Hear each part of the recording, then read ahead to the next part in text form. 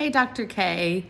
So, after reading Powerful, Purposeful Pedagogy in Elementary Social Studies, thinking about the main points, obviously, I feel like overall, it's talking about how we want our students to become engaged and successful citizens, but we have to teach them that. That's not something they are just going to do on their own.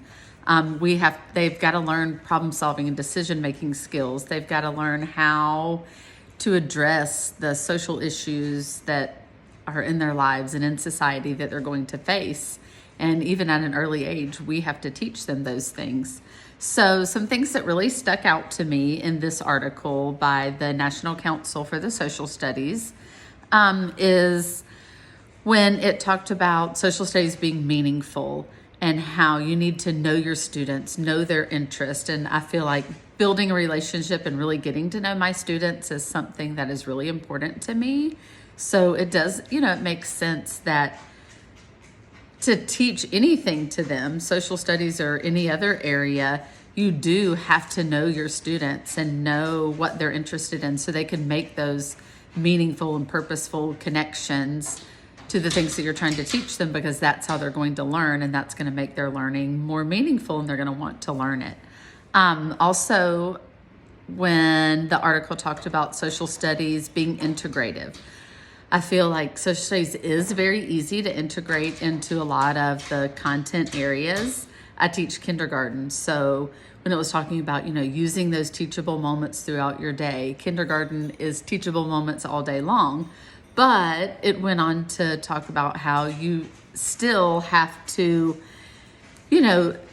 think about more than just doing it through those teachable moments. You still have to plan your social studies and think about the needs of your students and how can you best plan it to where it's not just random teachable moments throughout the day, but you have a scope and sequence of what to teach and how to teach it to your students. So making it integrative in a way that does use those teachable moments, but also is going to make sense to your students how you're teaching the skills that they need to learn through social studies. And then making social studies challenging was probably one of the biggest things. I've taught third grade before, and I feel like it was easier in third grade to make it more challenging. Students they do need to dive deeper and develop those decision-making and problem-solving skills and be able to inquire and investigate things and, learn all of that through research projects and through debates and discussions. When students are challenged that way, I do feel like that's how they learn best, when they're having to actually dig deep into it and figure it out for themselves.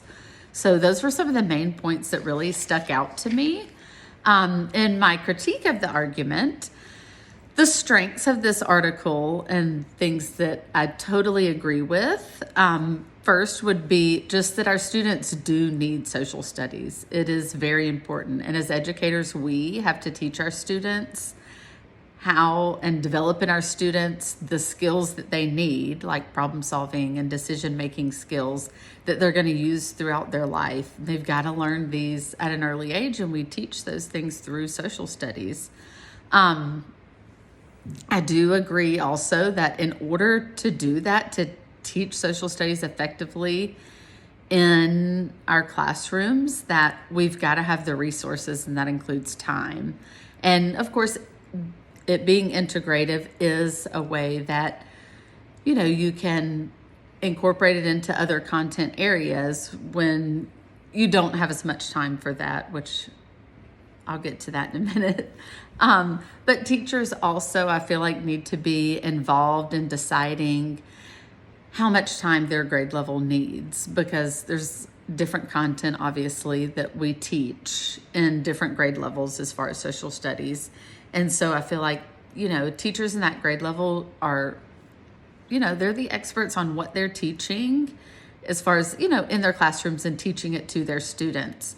And they know what they need as far as time and resources.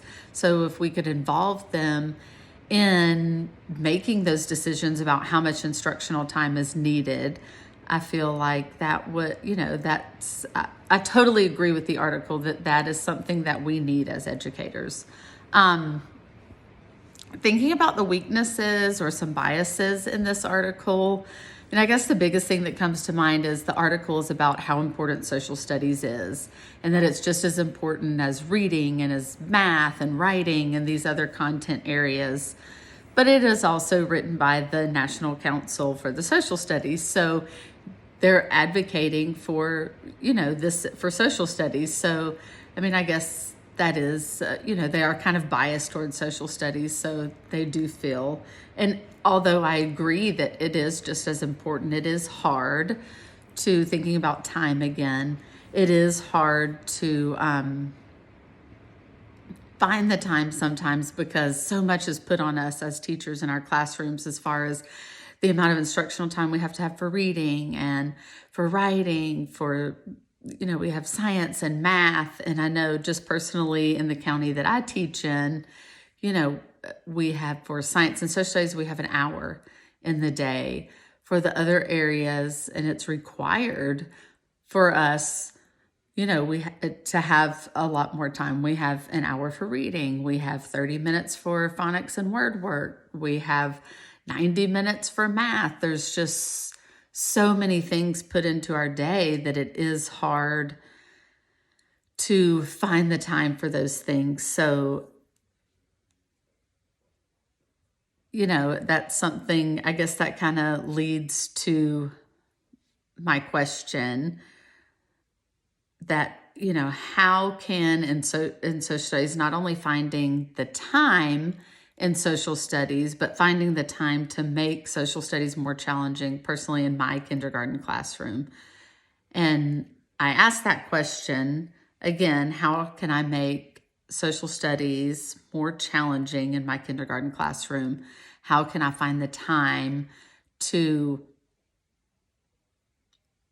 do the things that I know would make it challenging, the projects and the research, and especially when, I think about kindergartners and what they're capable of doing as far as when I think about higher grade levels, when I taught third grade, they were able to get, when I presented them with some type of inquiry, they were able to get on the internet and Google things and, research and find things and read up on it. Whereas my kindergartners don't have all those skills yet to be able to do those things on their own.